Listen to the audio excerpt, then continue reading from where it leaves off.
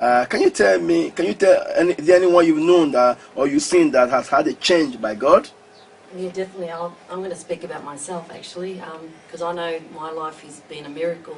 From a young girl, I came from an abusive family where I was hospitalised from abuse. My family was never a loving family, but I grew up thinking that was just normal.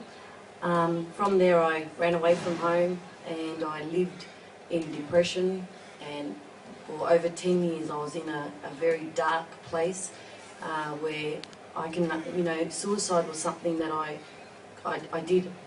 You can't understand suicide unless you have the mind of hopelessness, and I was in that dark place for over 10 years where life meant nothing to me.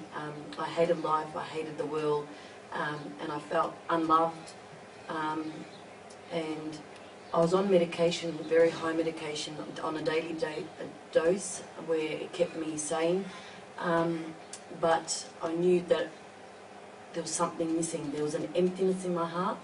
I ended up being in a psychiatric hospital for a while, on watch for suicidal, because I just wanted to rid my life. And and there was no one out there who could help me. No one could fulfill what that emptiness was inside of me. I was totally empty, and I went out looking for it. I went drinking, clubbing.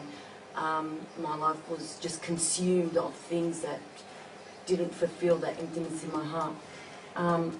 Then once I lived in fear.